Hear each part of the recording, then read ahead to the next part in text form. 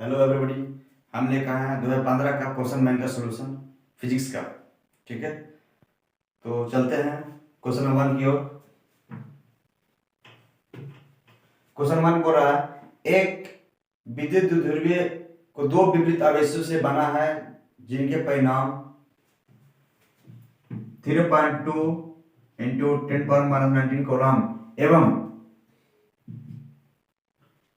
Minus 3.2 into 10⁻19 कोलॉम है और इनके बीच की दूरी है 2.4 इंटू 10⁻10 मीटर। तो विद्युतीय ध्रुव का गुण क्या हो, यानी P निकालना। Q 12 होता है हमारा। तो जिसे दो दिया है charge plus Q and minus Q, जिसका दूरी कितना है 12 है। 12 दूरी क्या है इसका 2.4 इंटू 10⁻10 मीटर है। ठीक है, तो इसमें से हम लेते हैं एक चार्ज लेते हैं।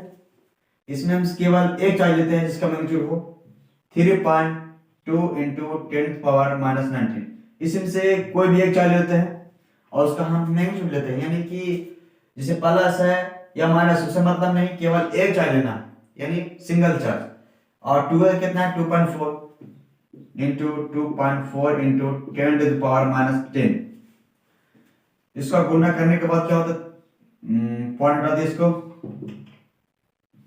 पॉइंट हटाएगा नीचे और 10 तो आएगा इस जगह पर 32 into 24 into 10⁻19 10 minus 29 by 100। Then इसको लगा 768 इंटू 10⁻29 बाई, ये दोनों गुना पर इतना आएगा, इसको करके देख लीजिए गुना 100। ठीक है, तो एक दो 7.68 इंटू 10⁻19 कोलॉम मीटर। ठीक है, कॉलम इसका हो गया, इसका मीटर हो गया, कॉलम मीटर है ना, कॉलम और इसका मीटर, कॉलम मीटर। तो हमारा आया पी का यानी विद्युत गुण का हमारा 7.68 इंटू 10⁻19 कोलॉम मीटर। यह आया पहला का ऑप्शन बी 7.68 इंटू 10⁻19 कोलॉम मीटर। ठीक है, नेक्स्ट क्वेश्चन है क्वेश्चन नंबर 2 बोल रहा है इसमें एक क्वेश्चन पूछा गया बार बार, शायद 18 में क्वेश्चन पूछा था। 64 समरूप बूंदे जिनमें प्रत्येक की धारिता 5 माइक्रोफैराड है मिलकर एक बड़ा बूंद बनाते हैं, तो बड़े बूंद की धारिता क्या होगी। यानी नेक्स्ट क्वेश्चन है,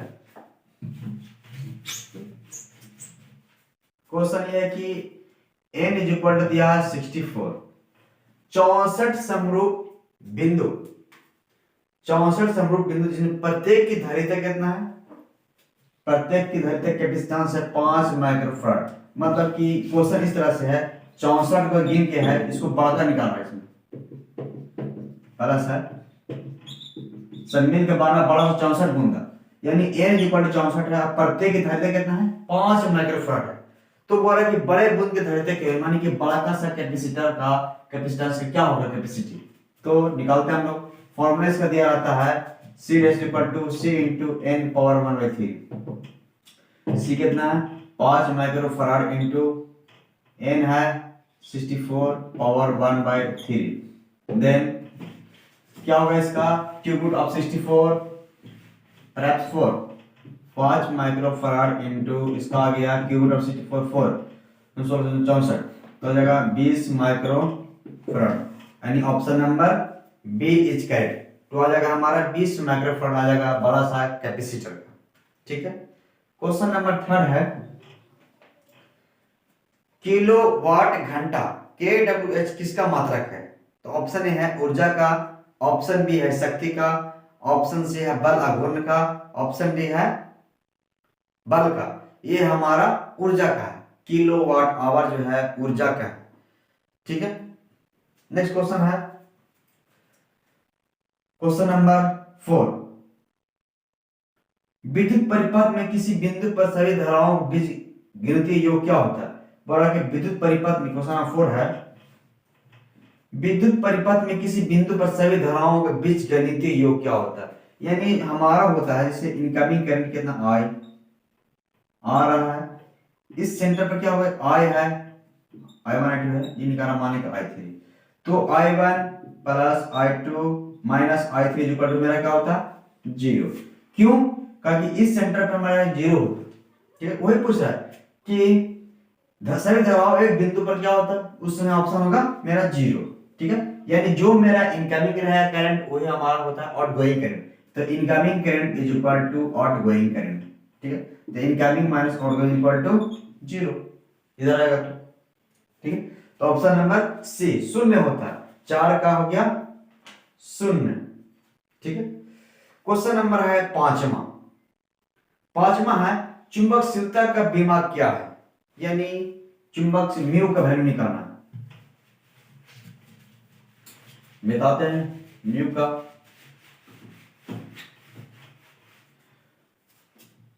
का, डायमेंशन क्या निकलेगा, ठीक है। इसका निकालने के लिए बहुत सिंपल तरीके से बताते हैं इसको। तो हम जानते हैं कि एफ बी बराबर होता है क्यू भी बी साइन थीटा। तो पहले हम ऐसा करते हैं कि बी का डायमेंशन निकालते हैं। बी का डायमेंशन क्या होगा, तो अगर एफ बाई क्यू भी sine theta is equal to B, तो इस जगह पर हम डायमेंशन निकालेंगे पहले बी का। तो एफ का क्या होगा, एम एल टी माइनस 2, हमारा टी का निकला, एफ का निकला। क्यू का हो गया आई टी, भी का हो गया क्या, एल टी माइनस 1, यानी मीटर बाय सेकंड पर होता है, इसलिए ऑप्शन ट्रैक से हो गया बी। तो कट करके क्या होगा मेरा नीचे में एम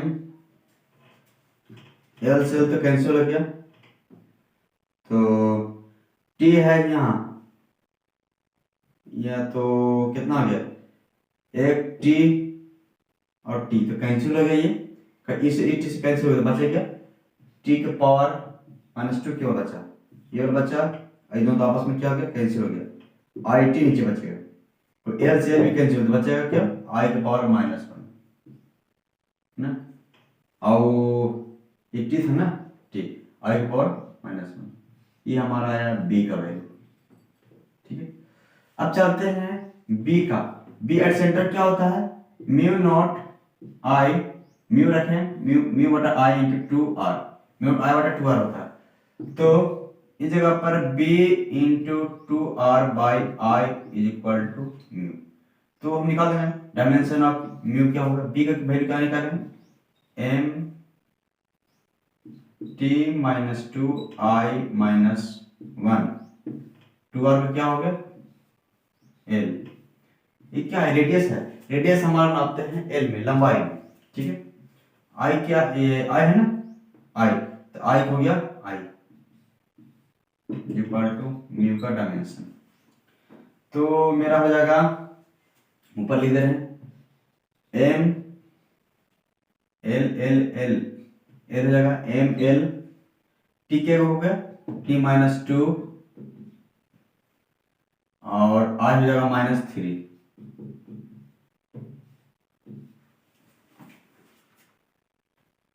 आई हो जाएगा -3, नहीं सॉरी -2 का, -1 यहाँ और 1 यहाँ, -2 हो जाएगा, जैसे यहाँ -1 और इधर भी वो एक ही है, ऊपर जाएगा तो क्या हो जाएगा, एक इसके पास 1 पावर है, ऊपर जाएगा तो -1, तो m l t -2 i -2, ठीक है। ये हमारा डायमेंशन है म्यू का, जिसको नाम है चुंबकशीलता। ये ऑप्शन हो जाएगा हमारा ए, एम एल टी टी के पावर -2 आई पावर -2, ये हमारा हो जाएगा ऑप्शन ए। 5 का ऑप्शन नंबर ए का करेक्ट। क्वेश्चन नंबर 6, और इसमें ए लहर परिपथ का प्रतिबाधा क्या होगी, तो इंपीडेंस निकालना, जेड का वैल्यू क्या होगा, ए लहर परिपथ में हमारा जेड का वैल्यू क्या होगा, ठीक है। एल है ना, एल आर परिपथ में, ठीक है। तो ये आर हो गया, ये ओमेगा हो गया, तो क्या होगा इस केस में हमारा, तो जेड का वैल्यू क्या आएगा, जेड का वैल्यू आ जाएगा √r² प्लस ओमेगा एल का square, r² plus omega square into L square का under root. Option number C D, under root R square plus omega omega square into L square, इसका जगह D. 7 का है विद्युत चुंबकीय तरंग का संचारण की दिशा होती है। ऑप्शन है वेक्टर बी के समानांतर, ऑप्शन बी है वेक्टर ई के समानांतर, ऑप्शन ई सी है वेक्टर बी क्रॉस ई के समानांतर, ऑप्शन डी है E vector E into cross B vector के समानांतर। तो हमारा आंसर आएगा, जब भी एक बार 3-4 बार क्वेश्चन पूछ जाइए वेक्टर ई क्रॉस बी के समानांतर चलेगा, ये इसका होता है ई एम आई वेव का। ठीक है, विद्युत चुंबक तरंग का जो संचारण की दिशा होता है ई क्रॉस बी के समानांतर होता है।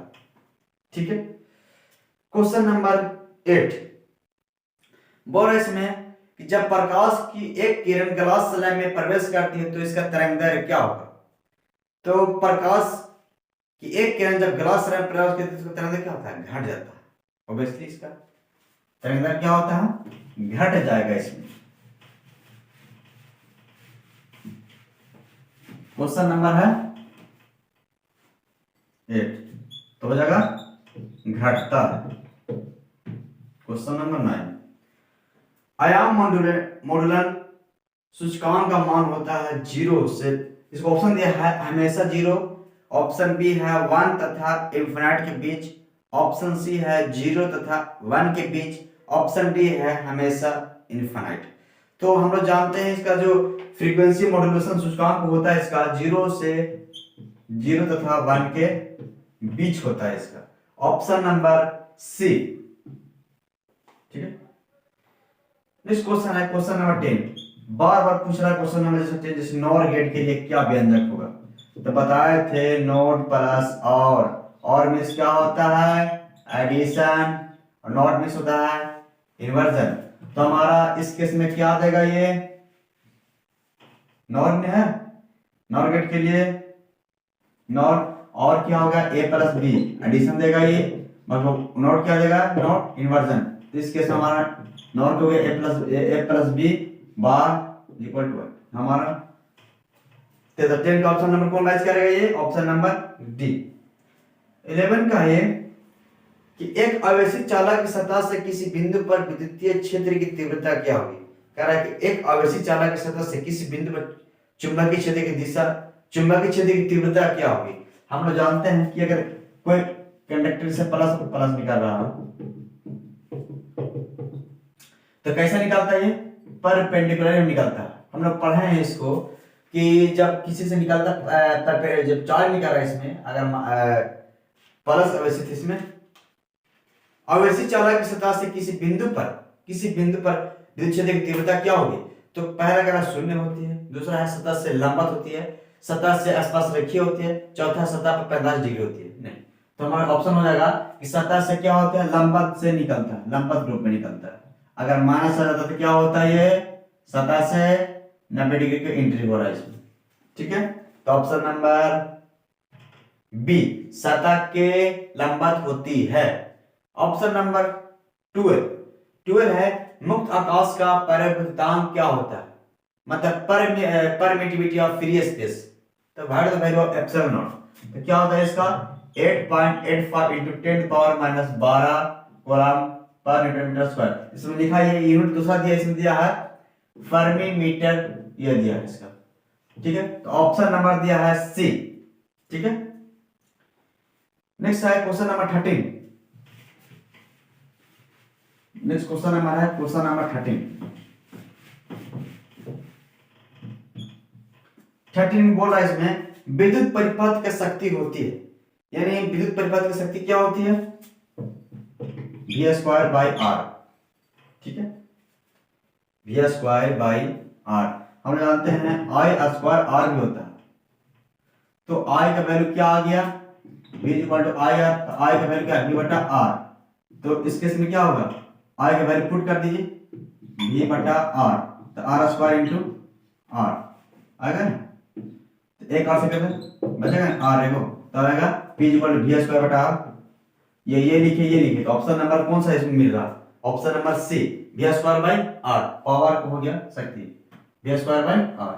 ठीक है, क्वेश्चन नंबर ऑप्शन इसका हो जाएगा सी, 13 का सी। नेक्स्ट क्वेश्चन है 14, कह रहा है इलेक्ट्रॉन वोल्ट द्वारा मापा जाता है। पहला ऑप्शन है आवेश, दूसरा ऑप्शन है विभवांतर, ऑप्शन नंबर सी धारा, चौथा है ऊर्जा। तो हम जानते हैं इलेक्ट्रॉन वोल्ट क्या होता है, एक एनर्जी होता है। जिस एग्जांपल में बता रहे हैं 1 इलेक्ट्रॉन वोल्ट बराबर कितना होता है, 1.6 into 10⁻⁹ जूल। जूल किसका यूनिट है, ये एनर्जी का यूनिट है। तो जूल किससे रिलेटेड है, एनर्जी से। तो हमारा ऑप्शन आंसर आ जाएगा ऊर्जा। ठीक, क्वेश्चन नंबर 15 है, लेंज का नियम संबंध है पहला आवेश से, दूसरा द्रव्यमान से, तीसरा है ऊर्जा से, चौथा है संवेग के संरक्षण सिद्धांत से। तो हमारा लेंज के नियम जो फॉलो करेगा कंजर्वेशन ऑफ एनर्जी, मतलब क्या, ऊर्जा के सिद्धांत से काम करेगा, यानी ऑप्शन हो जाएगा सी, ऊर्जा से। सी 15 का जगह सी। 16 का है क्वेश्चन बार पूछ रहे, खगोलीय दूरदर्शी में अंतिम प्रतिबिंब क्या होता है। ऑप्शन ए है वास्तविक एवं सीधा, ऑप्शन बी है वास्तविक एवं उल्टा, ऑप्शन सी है काल्पनिक एवं उल्टा, ऑप्शन डी है काल्पनिक एवं सीधा।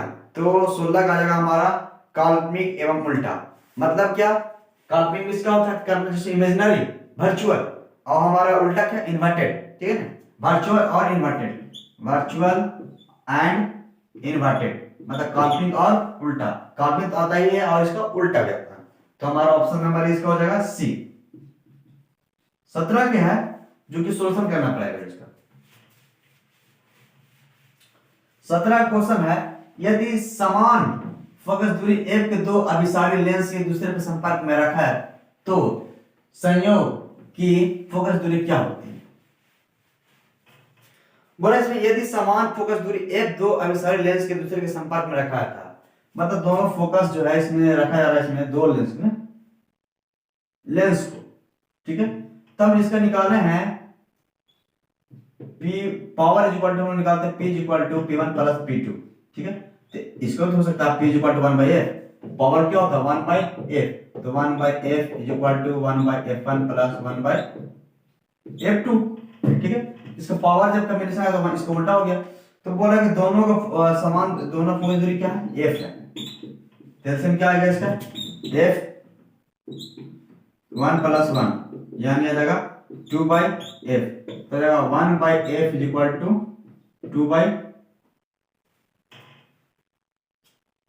क्वेश्चन क्या है इनको, 2/f, f/2।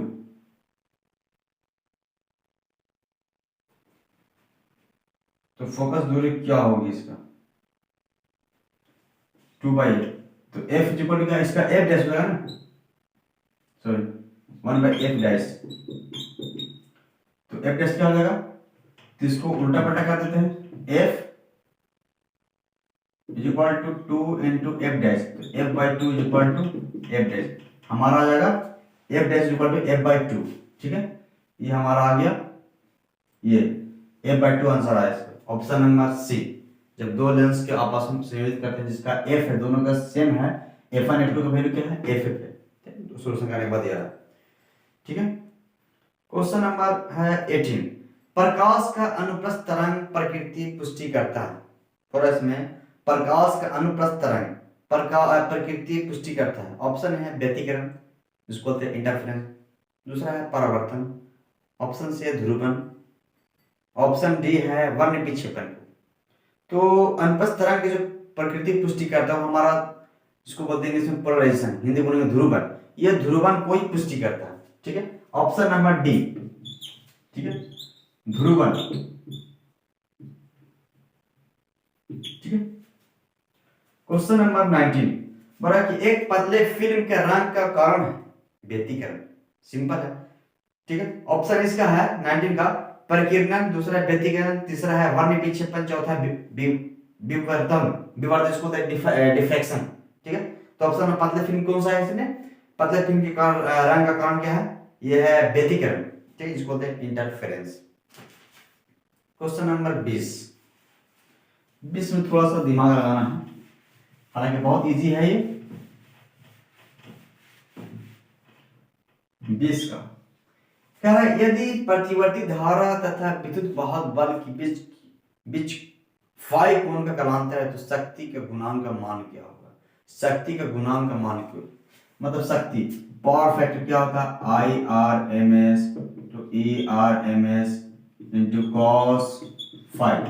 तो बोल रहा है इसमें कि शक्ति गुणांक पहला ऑप्शन है tan फाइव, दूसरा ऑप्शन है cos स्क्वायर फाइव, तीसरा ऑप्शन है sin फाइव, चौथा ऑप्शन है cos फाइव। ठीक है, तो बताना इसमें कि शक्ति गुणांक का फैक्टर क्या होगा? तो हमारा आंसर क्या होगा? cos five, option number D. ठीक है, शक्ति गुणांक का मान क्या होगा? cos five. क्वेश्चन नंबर 21 है जो पूछा गया, पिछले साल पूछा भी था शायद। स्वप्रेरकत्व का मान क्या होता है? मात्रक क्या होता है? मात्रक। तो इसका पहला ऑप्शन है वेबर, दूसरा ऑप्शन है ओम, तीसरा है हेनरी, चौथा है गॉस। तो जिसको बोलते हैं सेल्फ इंडक्टेंस का वैल्यू है, इसका मात्रक क्या होता है? हेनरी। क्या होता है इसका? हेनरी। 22 का है डायनेमो के कार्य का सिद्धांत आधारित है। जो डायनेमो किस सिद्धांत पर काम करता है? तो हम लोग जानते हैं EMI मतलब इलेक्ट्रोमैग्नेटिक इंडक्शन, विद्युत चुंबकीय प्रेरण पर यह काम करता है डायनेमो। ठीक है, उसी सिद्धांत पर यह काम करता है। तो डायनेमो का आंसर हो जाएगा विद्युत चुंबकीय प्रेरण पर सिद्धांत पर काम करता है। अब क्वेश्चन नंबर है ये, तो ऑप्शन हो जाएगा 22 का बी, 22 का बी। 23 का बोल रहा है एक प्रतिवर्तित विद्युत धारा का समीकरण I equal to, question number 23, I equal दिया है 0.6 इंटू साइन 100 पाई टी। तो विद्युत धारा का आवृत्ति क्या है? विद्युत धारा का आवृत्ति क्या है?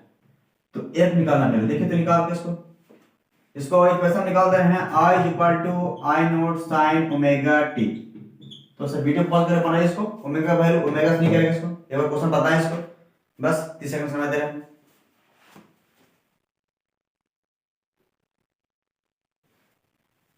चलिए हम बताते हैं इसका।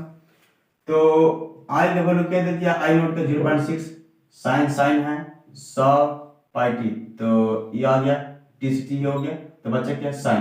तो ओमेगा का वैल्यू कितना है? ये आ गया, ओमेगा का वैल्यू आएगा 100 पाई। ठीक है, तो ओमेगा वैल्यू का 2 पाई एफ इज इक्वल टू, ठीक है, तो पाई से पाई कैंसिल, 2 से 50, एफ का वैल्यू कितना है? 50। ठीक है, ऑप्शन नंबर बी। पहला ऑप्शन है 50 पाई, दूसरा ऑप्शन है 50, तीसरा ऑप्शन है 100 पाई, चौथा ऑप्शन है डी, ये मतलब 100। तो ऑप्शन क्या है मेरा? F is equal to 50। ठीक है, क्वेश्चन नंबर 24, निकेल है क्या है? प्रतिचुंबकीय है, दूसरा है अनुचुंबकीय, तीसरा है लौ चुंबकीय, 24 का डी, इनमें से कोई नहीं, तो हमारा आ जाएगा लौ चुंबकीय। यह हमारा जो निकेल होता है इसको बोलेंगे निकेल। ये होता है फेरोमैग्नेटिक मटेरियल, इसको बोलेंगे लौ चुंबकीय, जिसका पढ़ना है, इसको पढ़ना ही है मैग्नेटिक मैटर में, इस चैप्टर में है मैग्नेटिक एंड मैटर। ठीक है, इस चैप्टर में पढ़ना है फेरोमैग्नेटिक मटेरियल, ये निकेल होता है। ठीक है, 25 का है बोस्टर का नियम। बोस्टर का नियम क्या है इसका? ऑप्शन ए है mu equal to sine I P, दूसरा है mu equal to cos I P, तीसरा ऑप्शन है mu equal to tan I P, चौथा ऑप्शन है mu equal to tan square I P. तो हम जानते हैं बोस्टर के नियम, बोस्टर का नियम क्या होता है? म्यू इक्वल टू होता है tan आई पी। ठीक है, ये इसी पर हमारा काम करता है बोस्टर नियम। ठीक है, बोस्टर लॉ। ठीक है, तो हमारा mu equal to tan I P, 25 का जाएगा सी। 26वां क्वेश्चन है ताप बढ़ाने के साथ अचालक का प्रतिरोध क्या होता है? अगर इंक्रीज करते हैं क्या इसमें ताप बढ़ाने पर, मतलब टेम्परेचर, जैसे जैसे टेम्परेचर हम लोग इंक्रीज करते हैं वैसे वैसे हम लोग को जो प्रतिरोध क्या होता है? कमते जाता है। जैसे कंडक्टर ने कहा जैसे जैसे इंक्रीज करते हैं, इनके सब कंडक्टर सुचालक का होता है, जैसे जैसे टेम्परेचर जैसे इंक्रीज करते हैं वैसे वैसे प्रतिरोध का बढ़ता है। बाकी इस केस में हमारा सेमीकंडक्टर में, अर्धचालक में जैसे जैसे हम लोग टेम्परेचर इंक्रीज करते हैं वैसे वैसे हम लोगों के क्या होता है? प्रतिरोध कमते रहता है। क्योंकि जैसे थर्मल वाइब्रेशन के कारण जो इलेक्ट्रॉन बॉन्ड बना के रखा है सब एक दूसरे को, जैसे जर्मेनियम ले रहे हैं सब बॉन्ड कस के रखता है, जैसे जैसे टेम्परेचर इंक्रीज करते हैं और जैसे थर्मल वाइब्रेशन के कारण तो बॉन्ड से तोड़ता है, बॉन्ड तोड़ने के कारण क्या होता है सब एक दूसरे को अलग अलग होकर कंडक्ट करना शुरू करता है बिजली। तो हो जाता है हमारा प्रतिरोध क्या होता है, घटता है। 26 का हो गया हमारा 26 का बी, 26 का बी, ठीक है 26 का बी। ताप बढ़ाने पर क्या होता है, चालक का प्रतिरोध घटता है। 27 का है प्रतिवर्ती धारा के शिखर मान तथा वर्ग माध्य मूल्य का अनुपात क्या हो गया। तब हम जानते हैं आई आर एम एस का होता है आई नोट बटा आई इक्वल टू आई नोट बटा 2। तो हमारा क्या आ गया, पीक करंट किसका अनुपात पर है, आई आर एम एस, आई प्रतिवर्ती धारा तथा शिखर मान, प्रतिवर्ती धारा के शिखर मान तथा वर्गमूल का अनुपात क्या होगा। शिखर मान आई नोट, इसको बोलेंगे क्या, पीक करंट, इसको बोलेंगे पीक करंट, इसको बोलेंगे वर्ग माध्य मूल धारा, ये हो गया। अब पीक करंट दोनों की रेशियो निकालना, मतलब पीक करंट बाई मतलब पूछना आई बटा आई आर एम एस का रेशियो क्या होगा। तो ऐसा करते हैं, तो इसको नीचे डालते हैं, बचेगा √2 इक्वल टू आई नोट बटा आई आर एम एस। तो इसका क्या हो गया, ये दोनों का ratio I naught ratio equal to I R M S क्या हो गया √2। Option number B 2√2, option C है 1/2, ऑप्शन डी है 1/2, तो आंसर आ जाएगा √2, ठीक है। आ गया लास्ट, सबसे लास्ट 28। तो बोला टीवी प्रसारण के लिए किस आवृत्ति परास का उपयोग होता है। ऑप्शन है 30 हर्ट्ज से 300 हर्ट्ज तक, ऑप्शन बी है 30 किलोहर्ट्ज से 300 किलोहर्ट्ज तक, ऑप्शन सी है 30 मेगाहर्ट्ज से 300 मेगाहर्ट्ज तक, ऑप्शन डी है 30 गीगाहर्ट्ज से 300 गीगाहर्ट्ज तक। हम जानते हैं कि टीवी प्रसारण के लिए 30 किलोहर्ट्ज से 300 किलोहर्ट्ज तक इसको इस्तेमाल करते हैं हम लोग, ठीक है। तो ऑप्शन बी यानी 30 किलो हर्ट्ज से 300 किलोहर्ट्ज तक हम लोग इस्तेमाल करते हैं टीवी प्रसारण के लिए। टीवी प्रसारण के लिए हम लेते हैं फ्रीक्वेंसी इस्तेमाल करते हैं, तब जाकर हम लोग को प्रसारण होता है। तो आज हम लोग 2015 का क्वेश्चन बैंक का सोल्यूशन हम खत्म कर दिए हैं, ठीक है। फिर अगला वीडियो में चलेंगे हम लोग 2014 का ऑब्जेक्टिव, जो कि है बहुत लंबा लंबा, इसमें ऑप्शंस में नहीं, ठीक है। तो मेरे साथ बने रहिए, आप अगले वीडियो देखते हैं 2015 का।